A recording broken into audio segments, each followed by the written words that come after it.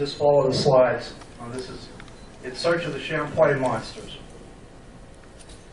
All right, this is a map of Lake Champlain. The border between Vermont and New York runs right through the middle of the lake, and the very northern end of the lake runs into Canada, to Quebec province. It's 129 miles long, 11 miles wide at its deepest point, and 400 feet deep is the maximum depth. What you're looking at here are eyewitness sketches by different Champ eyewitnesses. There's a long history of reports, pretty steady going back to the year 1873. And there are stories from the Indians before that, so it's a long history. And the lake used to be a marine embayment at the end of the Ice Age, and I'll get into all that eventually. This right here, this was actually seen as recently as September 2015 by a woman named Lisa Alther. She was on a jet ski and saw it from a jet ski.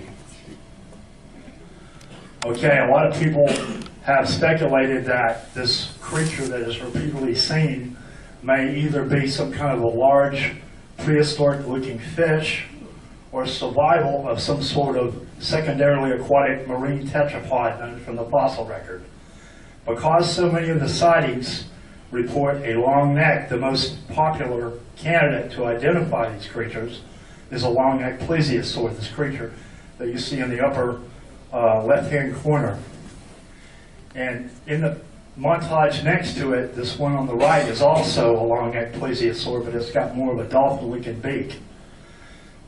These were contemporaries of the dinosaurs that presumably died out during the same extinction at the end of the Cretaceous period. Below the two plesiosaurs is a creature called a mosasaur. It was a giant marine lizard, distantly related to modern Komodo dragons, but it got much bigger. So anyway, during the time of the dinosaurs, there were all kinds of marine reptiles that kind of filled the niche that is filled today by toothed whales and seals. And long-necked plesiosaurs, like the one up here in the left-hand corner, are basically were the reptilian version of a sea lion, if you can imagine that. So they kind of occupied the same ecological niche. Professor Roy Mackal at the University of Chicago was also a cryptozoologist on the side. During the 1980s, he proposed that perhaps these creatures, rather than being marine reptiles, might be a survival of a type of prehistoric whale called Basilosaurus or Zeuglodon. And this is a picture of one of those.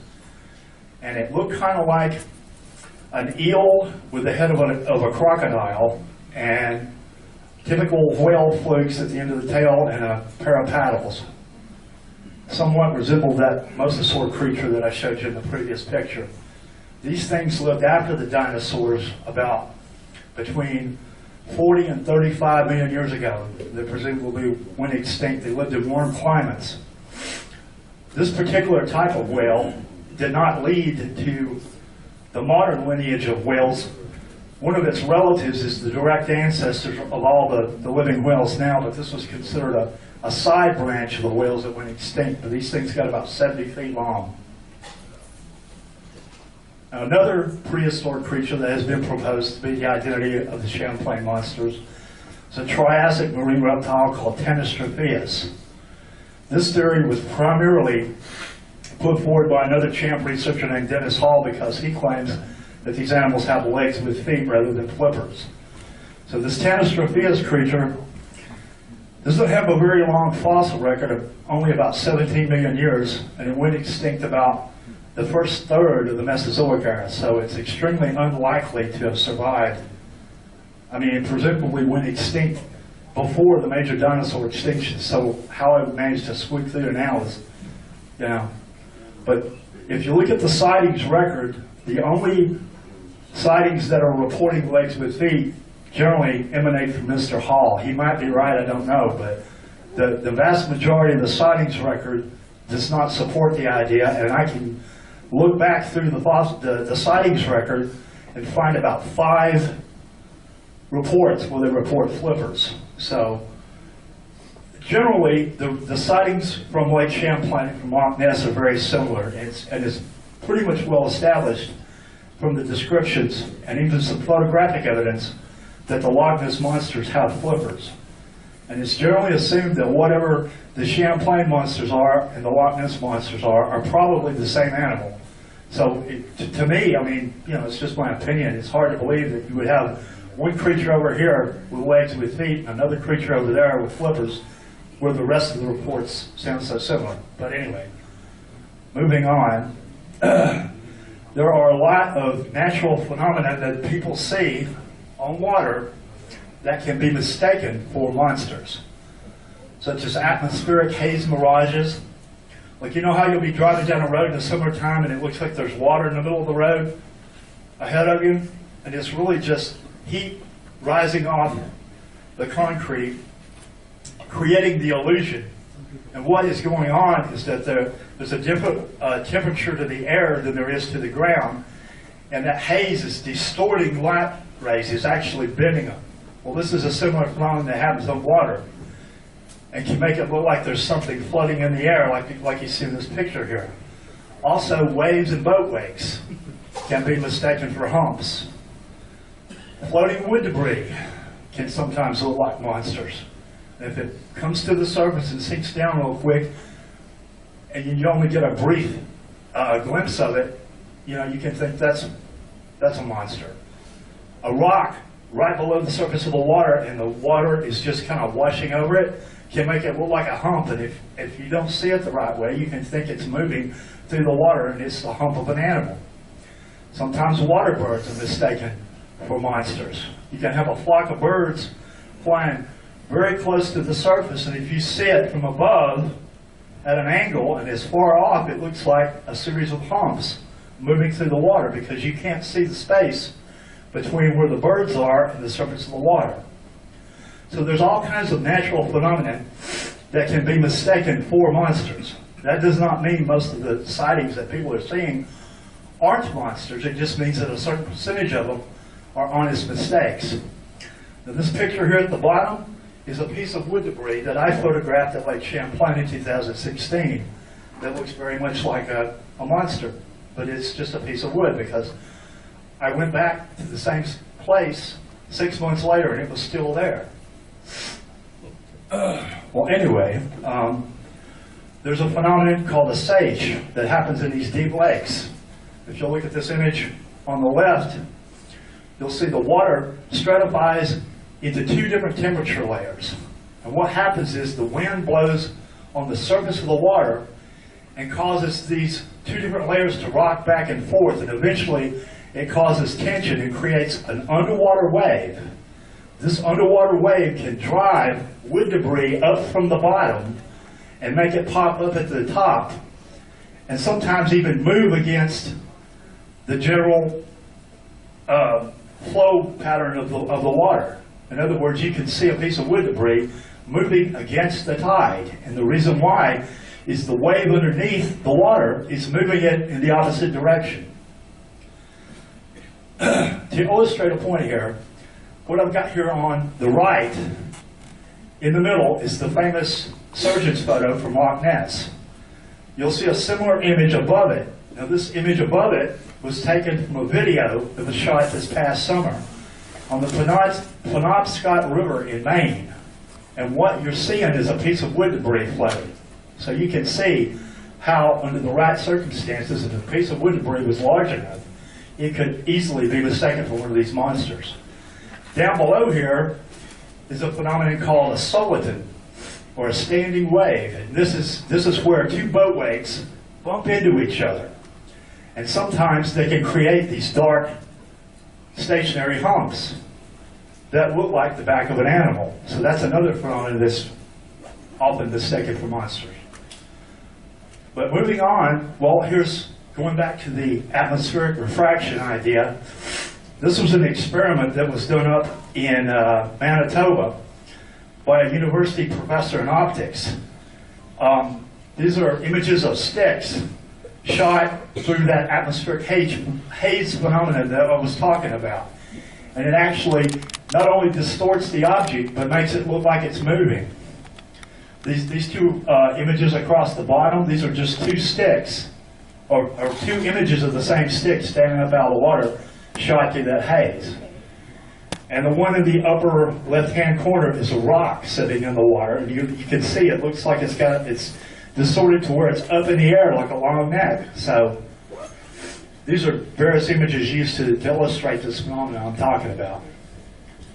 But anyway, beyond the mistakes, there are some pieces of photographic evidence to suggest that there is some kind of a weird animal in Lake Champlain. And now I'm going to discuss what I consider to be the best pieces of evidence. This is a montage of different photographic evidence from Lake Champlain. Probably the most famous piece of photographic evidence there is for Champ is Sandra Manzi's 1977 photograph. There's been a lot of debate about what the object is, and generally comes down to either it's some kind of a weird animal that has a long neck and a head that resembles a plesiosaur, or a piece of wood debris that is of coincidentally relevant shape. This is me and Sandra Manzi in July at the Echo Center Aquarium in Vermont. I've known her for years. So anyway, this is her famous photograph, as you can see. Of interest, if you look behind the monster, you see what looks like a beach. And you see two large objects on the beach. Now, attention has come to these two objects in the recent past, and it's hoped that if these are stationary objects, they might be used to locate the exact location where this photograph was taken. Here's a close-up of the monster image. As you can see, it looks like a back, a neck with a head sticking up out of the water looking over the back portion, and there appears to be some kind of object to the left of the neck, maybe possibly a flipper or a wave or something. Nobody really knows. Okay, as far as locating where she took the photograph, she can't remember the exact location, but it was somewhere near North Hero Island. This is a quote from John Kirk's book, Lake Monster book, and it says, "The Manzis obtained the photo of Champ while picnicking by the lake on a balmy summer's day in 1977. The pleasant lakeside atmosphere near North Hero, Vermont was shattered by an unexpected visit from something that simply should not exist." Anyway, this is a map showing what they call the Albert Passage, which is a channel that runs between North Hero Island on the right, and this other island on the left is called Alberg. And going to the bigger map, this would be right here. This is the northern end of Lake Champlain, right here. So this is to give you an idea where this was.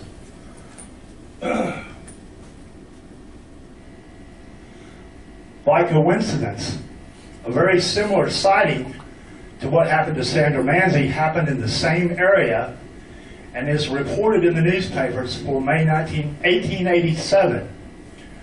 And this also establishes that the Lake Champlain monster was reported to have a long neck roughly 50 years before the sightings of the Loch Ness monster came to everyone's attention. So I'm just going to read this directly from the Plattsburgh Republican newspaper, May 21st, 1887. It says, "About 4 years ago, Dr. P.A. Wheeler was driving along the West Shore Road of North Hero, south of the New Iron Bridge, when he was attracted by a strange commotion near the shore not 5 rods away from him, which caused him to stop and investigate. It seemed to act like a very large fish stranded in the shallow water, lashing the surface to foam in its struggle to get away. After a short time, the commotion ceased, and the cause of it rose out of the water to a height of 3 to 4 feet. The exposed part, which seemed to be the head and neck of a large animal, was of cylindrical shape from 8 to 10 inches in diameter and of a dark color. The head did not seem to be much, if any, larger than the neck, and the eyes were seen plainly. It remained in this attitude for a short time and resumed its gambols. Dr. Wheeler drove to a house a few rods off to notify the inmates, and when he returned, the mysterious stranger had started away. They watched its course by the wake behind it until it disappeared. Geese and plovers may create a delusion, but too many cool-headed, sober men and women have seen this animal to allow candid persons to question its existence any longer, but the precise nature of this animal is yet to be determined. This is the camera, and I had one of these back in the 1970s when I was a kid, that Sandra Manzi climbed up taking a picture with. It's a Kodak Tele-Instamatic 608 camera. Now, on the right is her photograph, and below that is another image taken with the same camera, not by her, but by somebody else. And what I'm doing here is to illustrate that her photograph, you know, very well could have been taken with that type of camera that she said she did. And she also lost the negative. And if you've ever seen the negatives for those little cameras, they're probably about ½ an inch high and maybe about 3 inches long. So you could very easily lose one if you didn't put it away. So,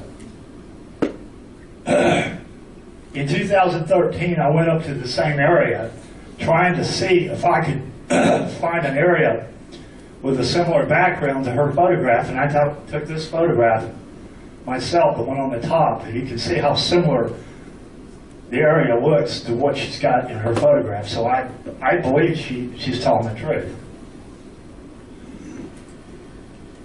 When the photograph became famous in the early 1980s, it was sent to the University of Arizona to an optical department. Hang on, I'll give you the credentials of the people. I've got them in my notes here.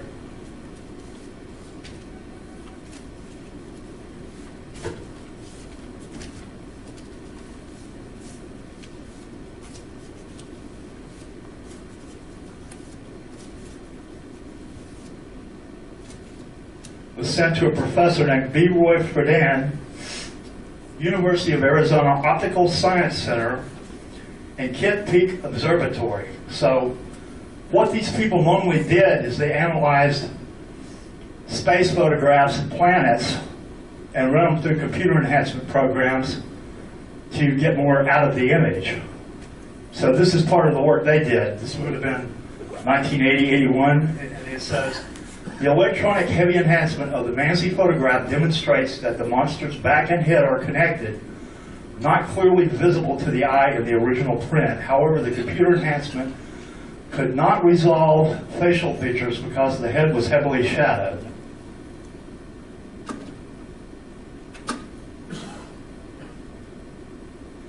This is more of the work they did. This reverse contrast image of the Manzi photograph, like the electronic heavy enhancement, was conducted by Dr. B. Roy Friedan of the University of Arizona's Optical Science Center and Kitt Peak National Observatory scientists. Okay, there's been controversy about whether the object that you see in the Manzi photograph is compatible with what they know about the neck anatomy of fossil plesiosaurs. And what I'm showing you here is straight out of the scientific literature discussing how much neck flexibility plesiosaurs did have, at least the fossil kind from 65 million years ago. And it would appear that plesiosaurs would have been capable of holding their neck up out of the water and looking backwards like what you see in the Manzi photograph. This image right here is supposed to be showing a plesiosaur neck looking from over the top of it and showing you how much flexibility it had to move the neck from side to side. This image here is showing, looking at the neck from the side of the body and showing how much flexibility they had to move their neck down and to move it up. And this right here is also showing the dorsal-ventral flexibility that they had. So looking at it in this position here, you can see they would have been able to hold their neck up out of the water it looks like most of their stiffness in their neck was back in the lower third going into the body, but the last 2/3 seem to have had enough flexibility to achieve this position.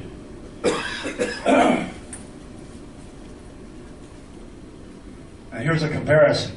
This is actual painting from a paleontology book of a plesiosaur with its neck doing a similar thing. And what I've done here in the middle image, this is the neck and head bones of a plesiosaur from northern Africa, from Morocco, called Seraptosaurus. And what I've done, the whole image was just the neck. So what I've done is I've pasted it onto the model of the plesiosaur body to show how it would look. And the upper images, of course, are the same Mansi photograph.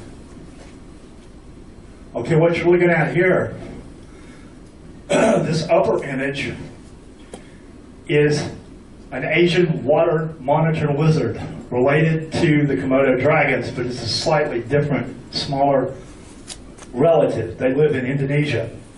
And what I'm doing with this photograph is to show how similar the head and neck shape of one of these aquatic monitor lizards is to the Mansi photograph. And I would think that you can obviously see the similarity, the way the head is shadowed and all that. So that's a found photograph of something that looks like the Mansi photograph that is an aquatic reptile. There's another scientist that's an aerospace engineer named Clifford Paiva, and he also did some computer enhancement work on the Mansi photograph using computer technology at the Edwards Air Force Base Flight Test Center in California. Using the technology that he had, he was able to derive some kind of a face out of the Mansi photograph. As you can see, it looks like you see an outline of an eye and of a mouth. And it also looks very reptilian. It says, Lake Champlain image extracted directly from Sandra Mansi photograph, IP blur plus severe intensity contrast. And this is a montage showing I've actually taken the plesiosaur image and overlaid it over the Mansi photograph to give an idea of what I'm talking about. And these images over on the left are actual paintings, reconstructions of plesiosaur heads.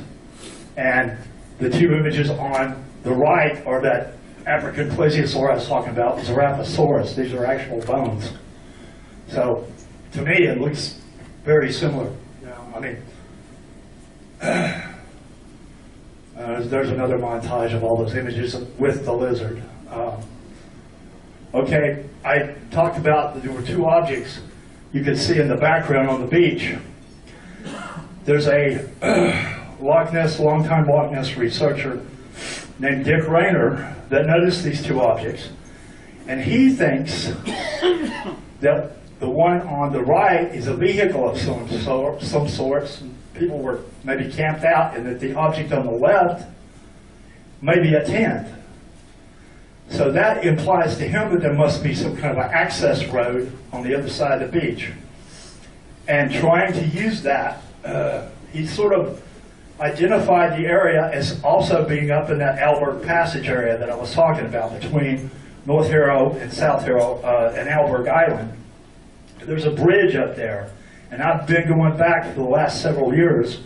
I've made 3 trips up there so far, trying to find objects that resemble this, or an area that looks like it. So I'm still, it's a work in progress. But during part of that, I found a place called Macomber Point. And there are a couple of boat ramps that superficially resemble it. If you look at the upper image, you see the objects up here that look, they're slanting down sort of into the water. And this is a picture that I took at Macomber Point, and you can see these ramps here. Here's a close-up of them. So there's some resemblance, but not enough to say that, yeah, that's it. So I'm still trying to resolve this.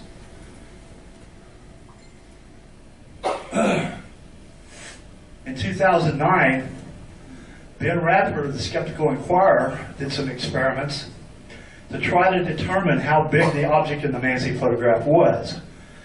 And these are the results. The picture on the bottom is the original Manzi photograph. The picture on the upper right is a model that Ben made that he stuck out of the water that is 6 feet high. The image on the left is a 1 foot model that Ben stuck into the water. Based on his experiments in comparison with the original photograph, he came to the conclusion that the neck-like object is probably standing 3 feet out of the water, and that with it combined with the back would probably stretched out be about 7 feet long. So I don't know. I mean, you know, a 7-foot creature is still relatively large, and if these animals are real and reproduce, you know, there are juveniles of this creature, so maybe it's a juvenile. I just don't know. But anyway, I mentioned that in passing. Based on his research, he came up with the idea that he thought that it perhaps might be a piece of floating wood debris. And he made some computer models to demonstrate that fact. And here are pieces of wood debris compared with the Manzi photograph. So I can see some resemblance. But to me, it looks more like the Plesiosaur and the lizard head. But, you know, it's a subjective thing. I don't know. So there you go. You know, make up your own mind. Sandra Manzi has told me she saw a monster. I believe her. I'm convinced. A lot of people are convinced. And her photograph looks like what you would expect to see. So that's as far as we can go with that.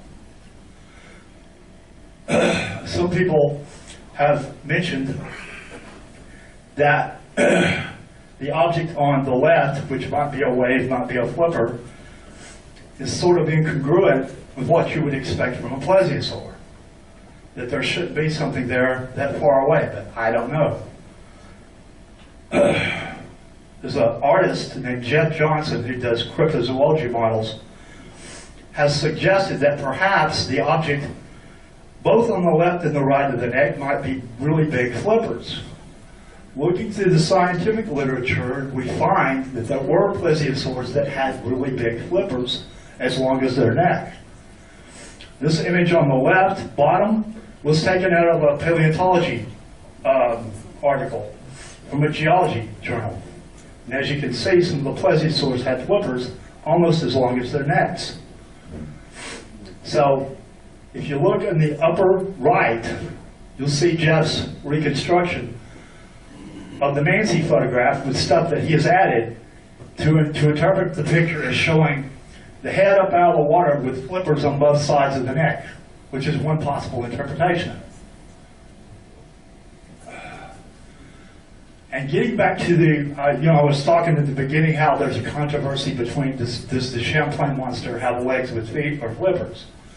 Here's a quote directly from Sandra Manzi herself from a newspaper article in 1980. It says, Manzi in a telephone interview Tuesday said, "It looks like a dinosaur without legs. It has flippers instead. The picture shows 8 feet of neck out of the water. You can see the back of the head, a hump, and part of one flipper." So if you add the other 5 reports of flippers from the old sightings records, it would seem to imply to me that the Lake Champlain monster has flippers. Probably the best evidence that the Loch Ness monster has flippers are a set of controversial photographs taken in 1972 by a group of scientists called the Academy of Applied Sciences. Now, the controversial part about the photographs is that the original images are the 2 on the right there.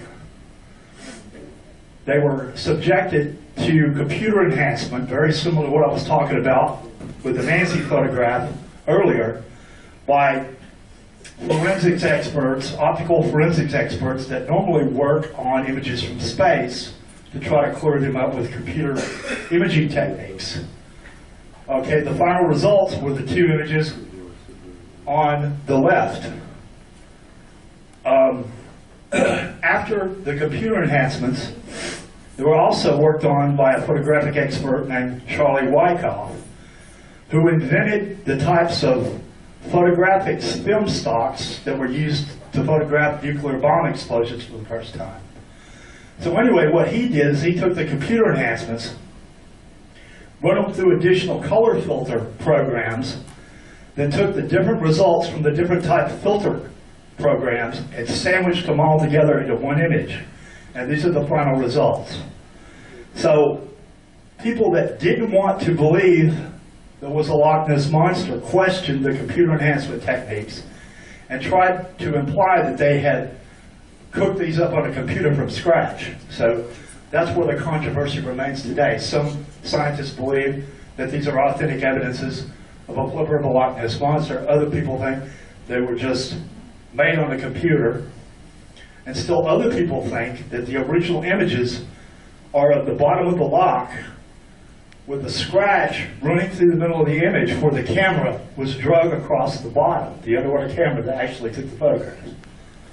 But I want to point out to you that the final images are shaped like Plesiosaur flippers. About what these top images across the top are the current thinking of what scientists believe the Plesiosaur flipper was shaped like. So you can see it's got the same shape. In other words, the back end of a Plesiosaur flipper, half of it is bone, and the other half is just a trailing edge of flesh. So where the bone part of the flipper would end might leave a ridge running down the middle like what you see here in these Nessie photographs. So myself, I find this image compelling, this evidence compelling, that these animals are probably have flippers and are very likely plesiosaurs that managed to survive somehow. But, you know, I'm going to leave that, make up your own mind, you know? That's as far as I can take you with it. Another interesting thing is, there's a lot of controversy about the famous Loch Ness surgeon's photo. Some people believe it's authentic, and some people believe the story about the toy submarine. But very interesting, back in 1987, J. Richard Greenwell of the International Society of Cryptozoology noticed how much resemblance there was between the head and neck portion of the Nancy photograph and also the classic image from the surgeon's photograph. And what he did is he traced the outlines from the photographs onto a piece of paper to get the outlines, which is what you see here on the left. And then he took the two different images and layered them over each other, lined the heads up. That's the one you see marked A on the right. And then the image B is the two different necks lined up, and they fit almost perfect. So regardless of what you believe about the surgeon's photograph, some people still believe it's authentic. I actually do believe it's authentic. I just think it's amazing how much resemblance there is. And this image at the top is where I actually took the two photographs and layered them over each other to better illustrate the point. So there you go. All right, moving on. In 2005, July 11th of 2005, these two men, the one on the left is Peter Baudet, and the one on the right is his father-in-law, Richard Walter, were fishing on Lake Champlain near the mouth of the Ausable River on the New York side of the lake, and saw something and videotaped it. This is what they got on part of their video. It looks like a head and a neck of something with a snake-like head or a plesiosaur-like head right off the side of their boat. During the course of the video, you see another object come out from the right, which looks like possibly the head of another animal or maybe a flipper. But you actually see it moving in the video. What I did, it's difficult to take video and put it into a PowerPoint, but what I did is I took the relevant part of the video and made a GIF out of it, which is a moving photograph. So this next image will show you the actual moving part of the video.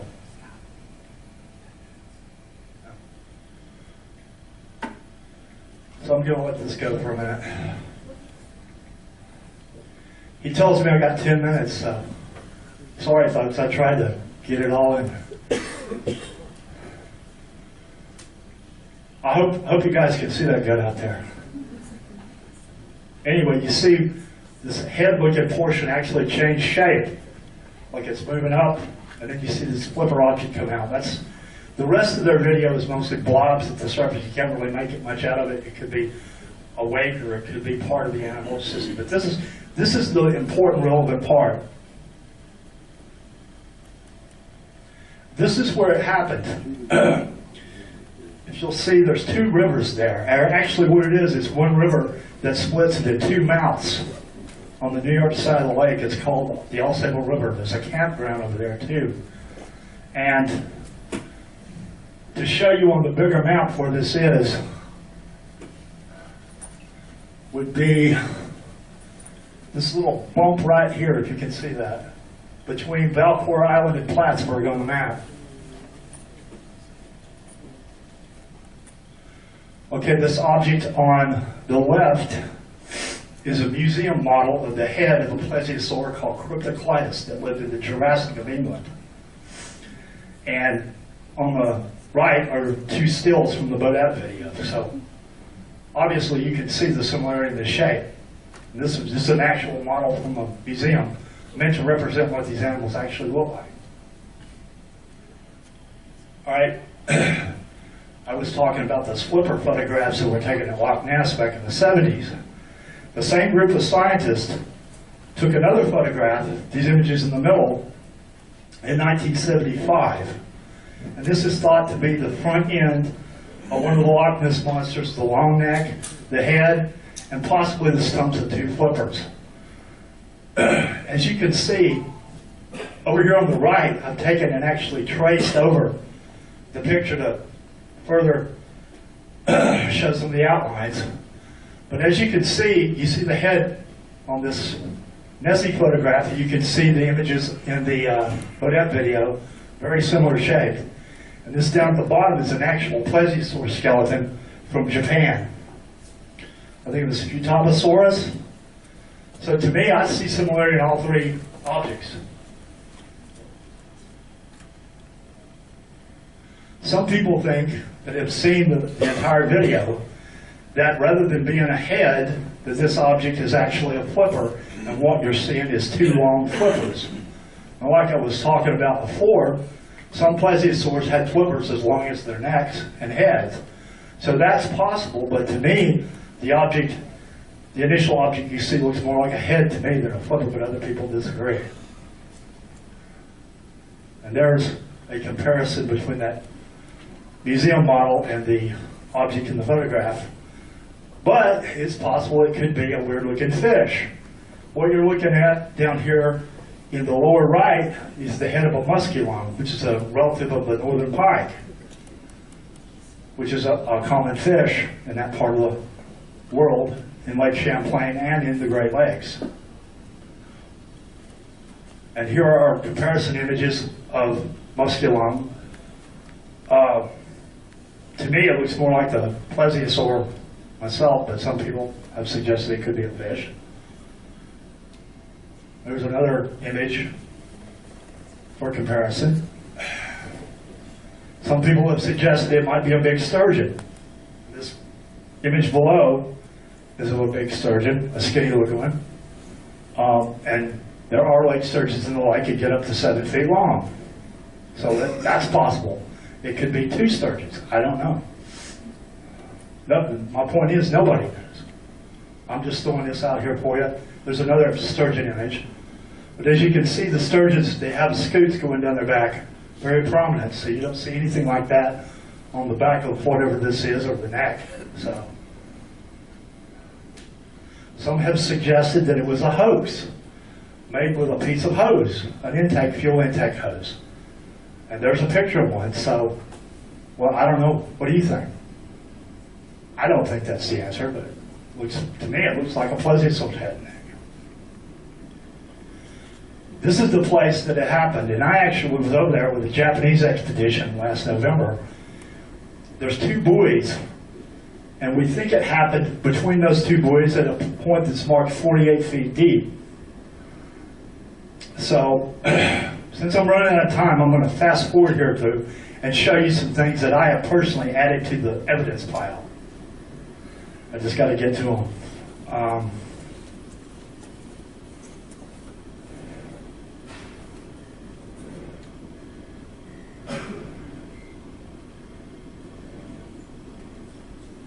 All right, this is a video that we shot last November on the Japanese expedition. We had a camera, underwater camera down in the deepest part of the lake, 400 feet deep. The camera was down 80 feet below the surface.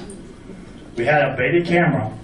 Something, some kind of blobby object came up and touched the bait, but it didn't seem to take anything off of it, but it was exploring or doing something. But this is the video clip repeated where you see this thing come up. Did you get a good look at that? All right. Here's a still from it. This is the best view we got of it. We don't know what this is. It could be part of the fish. It could be a flipper or a tail of some larger animal. As far as determining the size, the piece of bait that you saw was as big as my hand. So based on that, comparing this object, we think this was like at least 2 feet long and part of something alive. We didn't know about this. The underwater cameras were not monitored live as it was happening. In other words, we didn't find this until we had pulled the camera up and looked at the video later. So that might be the tail of an eel. I don't know. But that's what you got. It's something. It was something alive that we couldn't identify come up and explored the bay. The other thing, this summer, we were at the same place the boat out video was shot. Me and my research partner, Will Jorgenis, who has a big boat. We had 3D side scan sonar. And this is the object that appeared on the sonar. This blob that looks like it's got a long neck object coming off of it. Okay, based on the measurements along the side that you can see on the right here, we estimate this thing was about 12, 13 feet long. And it was about 18 feet above the surface of the water. We were at 48 feet of water, and it disappeared in a matter of like 2 seconds. We've got the whole series of images before it disappeared, and the whole time signature took place between 3:24 in the afternoon and 3:26 in the afternoon. The boat was anchored, so whatever this thing was hauling ass and was gone in 2 seconds.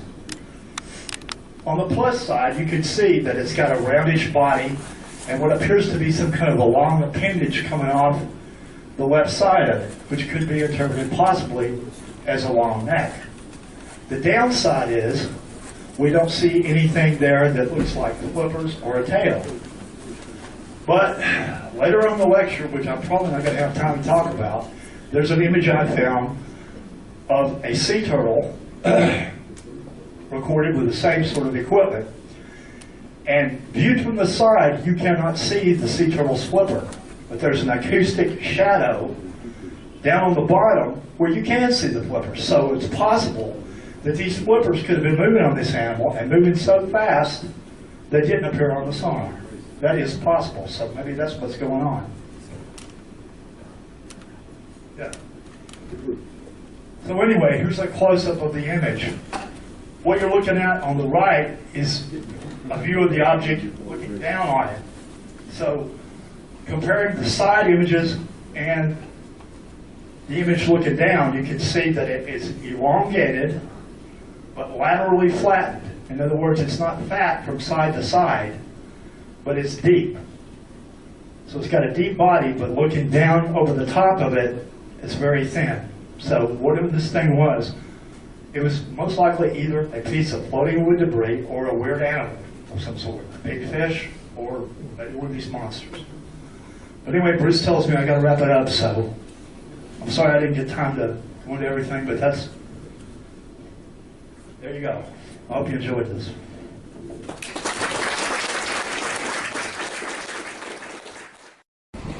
So we're actually here right on the Oak Ledge area of Burlington, right on Lake Champlain. You can see downtown Burlington over there. And this is some kind of a cave area where a famous piece of Champ video, allegedly, the Olsen video from the mid-2000s, where they were filming from right over there. Some kind of creature kind of swam in this area. You can see these objects in the background.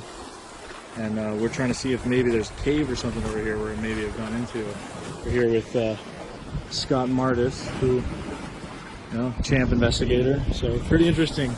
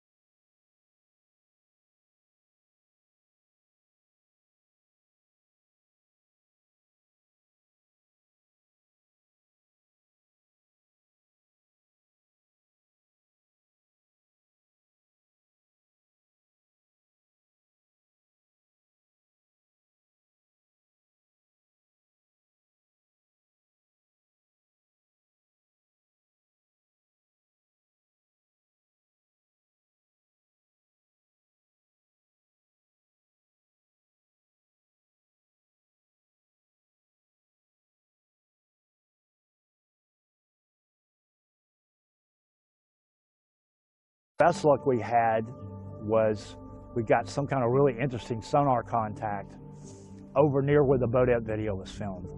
It's got a big round blobby body and some kind of appendage coming off of it, and possibly the indication of two little snorkel-like objects, which are commonly reported in these monster sightings, horns, snorkels, or whatever they are. But we just don't know what it was, but it appeared to be fairly large, at least 10 feet long. I've got to do more analysis on it to work out the exact size, if that's possible. It was moving, because it was initially right under the boat, and then it moved, and it changed position, so it was moving. Whether it was alive, I don't know, you know. But it was moving, and it appeared to be solid, too, unlike a school of fish. But that was July 4th. And then later that night, I was listening with the hydrophones, and we got some kind of vague clicking sound that resembled the sounds that Elizabeth von Muggenthaler recorded in 2003. But they were very faint. The wave action, the sound of the waves was drowning it out, so.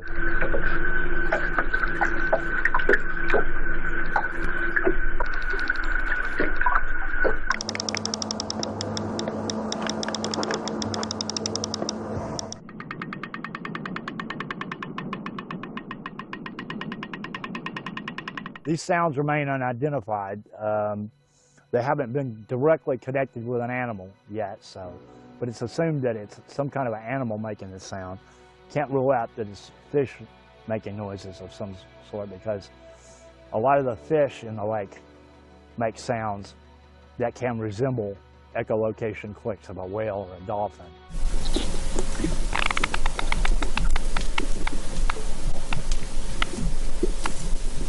As far as we know, plesiosaurs did not have the ability to echolocate like a toothed whale does. But maybe these sounds, you know, are for a different purpose. They might be just to stun prey, they might be to communicate with each other.